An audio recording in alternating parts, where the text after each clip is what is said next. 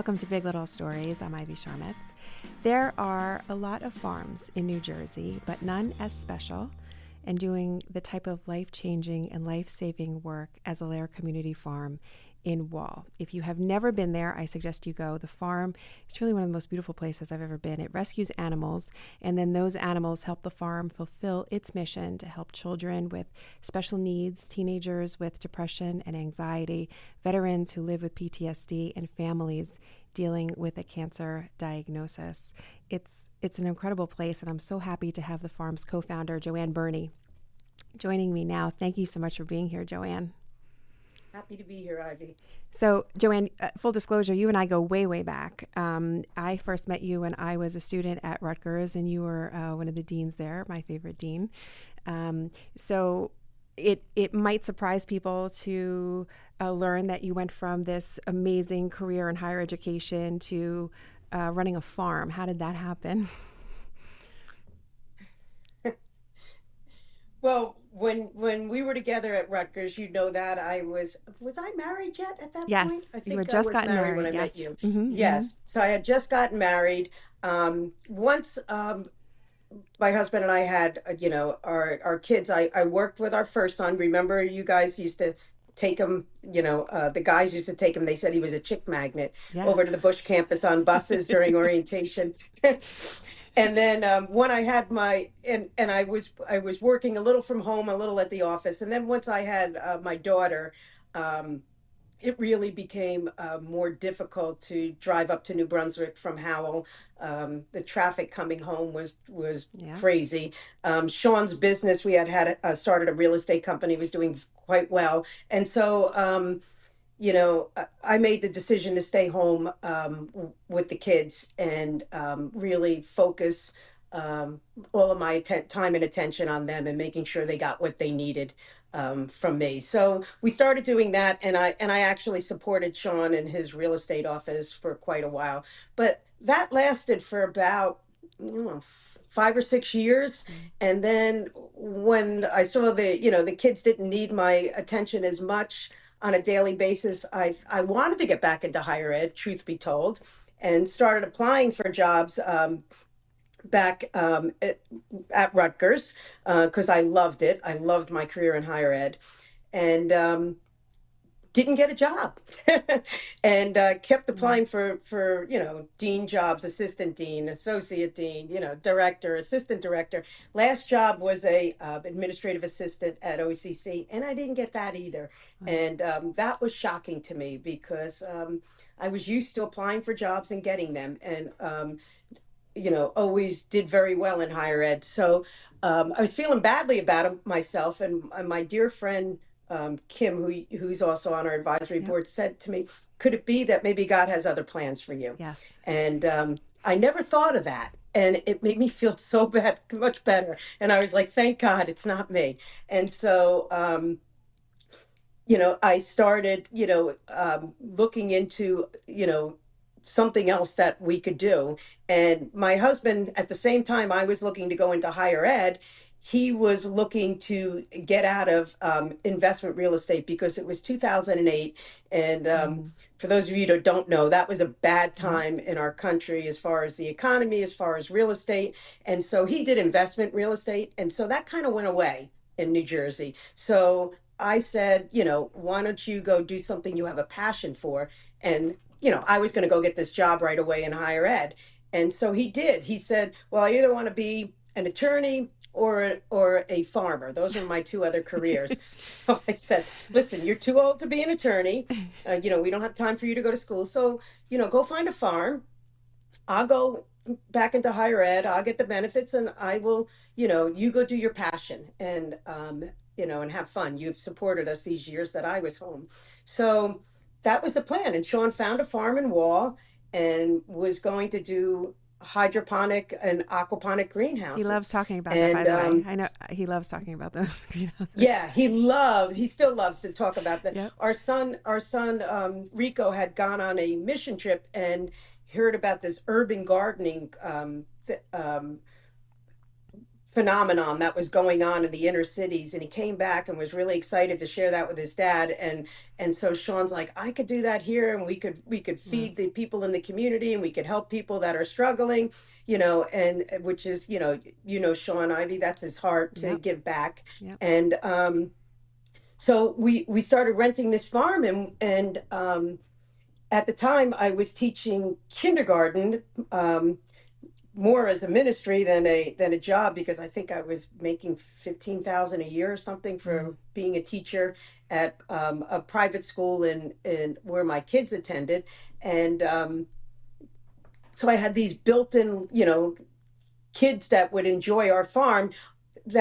Oh, and I forgot to mention, during the first winter we had the farm, um, the SPCA called up and said, there's these animals that are abused, and can you take them? Wow. And Sean and I don't like, we didn't think it out at the time, but we said, of course we'll take them. We didn't know what that meant. So we needed to build paddocks, run in sheds, buy feed, buy hay, research how to take care of those, a donkey, an alpaca, two goats, and two sheep. And Wow. so we rescued these animals, and my friends came and helped us build the paddocks. And, so then we had these animals, and they said, you have the animals, why don't you start having birthday parties or something to help you pay the bills for the farm? Because we were renting the farm for $6,000 or $7,000 a month. It was crazy. Wow. And so we started having birthday parties. And what I noticed were these the children that had special needs, how they thrived with the animals. And the animals for us were kind of skittish and standoffish, but for the kids with special needs, they were calm and Mm. gentle. It was a beautiful thing. And I like to tell the story of, I opened up the farm one day to all families with special needs. We said, just come, enjoy it. And we're having a special needs event. And I still have him, Lucky, our dog. He's going to be 15. um and I was walking by, and there was a little boy that was petting Lucky. And I walked by and I said, his name's Lucky. And the little boy said, Lucky. And I said, that's right. And I kept going. And the mother started to cry. And I Mm. turned around. I thought, did Lucky bite him? Like, what? Why are you crying? And she said, he's never spoken before. And I said, oh my goodness. Like, I couldn't believe the impact of that, just that Yeah. petting Lucky had on this young man. And anyway, we at that time we had rescued more animals, so we had pony rides. And the little boy was in the riding arena, and we had letters all over for dressage, for riding. And he was calling out the letters A, B, C, D. Wow. This was a kid that until that day never spoke. Wow. And so mom was crying again on, watching her son do this. Yeah. And it was just such an impactful day. And from that day on, um, people said to us, a dear friend of mine said, you really need to become a 501(c)(3) so you can raise money and do this for a living. So that's kind of how it was born. Um, the animal rescue, we never thought about it. We just did it because we love animals. And then the special needs happened um, because of that Saturday afternoon that we opened the farm up to people with special needs and their kids. So, but So that's kind of how that happened. every part of how you got here was um, feels like it was part of the. It was fated to be that way. You didn't get the job in higher Yes, ed. You rented the right. farm. You started rescuing animals. The little boy, said Lucky. I know that faith is a very big part of your life and a big part Mm-hmm. of the love that you put into the farm. How has your faith kind of led you on this journey? Well, I I just feel like we're all put on this world for a purpose, right? Yeah. And our life, scripture says our life is a vapor, a blink of an eye. That's how quick it goes by. Mm. And I want to live my life in such a way that when I'm no longer here, people will remember my impact on this. Like I don't want to live a life that only benefits me. And so I've always felt that way. I think everybody should make a living, and I have no problem with nice homes and nice cars and all that. But I do think that myself, as someone who's a person of faith, is responsible to give back, because Mm, that's what we're told to do. We're told to, love our neighbor as we would love ourselves. And so, Sean and I have always wanted to do that, and we've always tried to do that, even in our careers. Like, Sean would do pro bono work. right. We've always instilled volunteerism on our children. Our son got volunteer of the award for Howell High Yeah. School for the most hours. But that's just because, giving back is good for the soul. You know that, Ivy. You Yeah. do it all the time.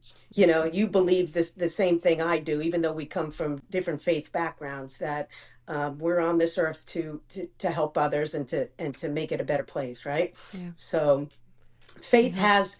has led us. God is good, and although, without going into too much details, we've had trials and struggles with you know both of our children, with our neighbors suing us, and we have gotten through the other side stronger and more committed than before we went in. And again, my faith teaches me that we go through trials so that we can encourage others when they're struggling in the same way we struggled, and we can say, you can do this, you can get through this, you're gonna be okay. So yeah, that's kind of how I try to live my life, in focus to my faith. And you do it so beautifully, and you are certainly a person who you live with your faith out loud, which one of the things I Yeah. just absolutely love about you. We're going to take a very quick break, and when we come back, we're going to talk a little bit about the mission of the farm and why Mhm. community is such a big part of that. We'll be right back.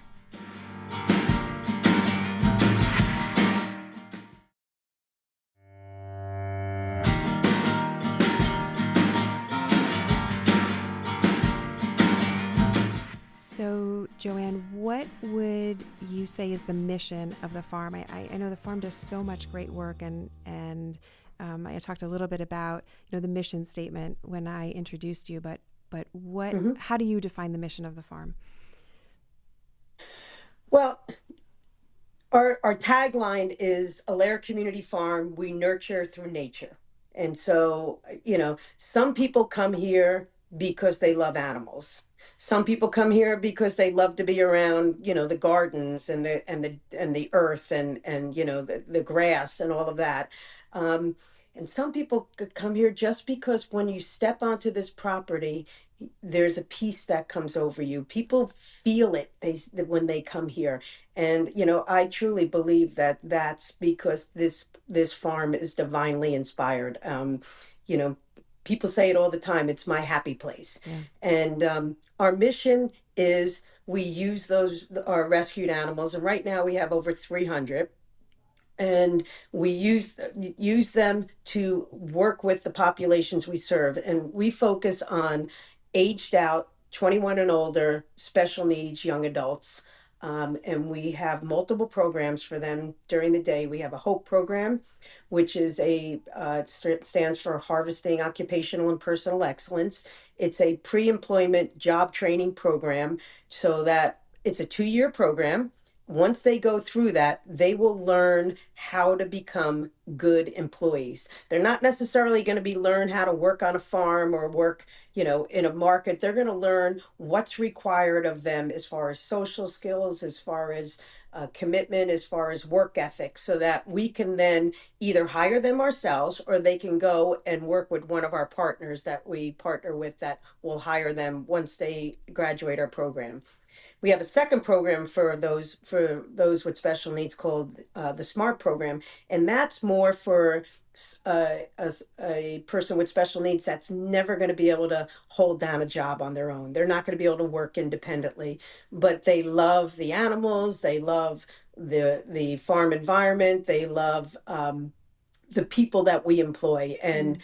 we try very hard to recruit the best skills counselors, social workers, OTs, speech therapists. We try to pay them a little bit more than everybody else pays them, so we get the best. And the families and guardians love the people that we employ. So those programs are pretty much sold out every semester. Wow. So that's our special needs programs.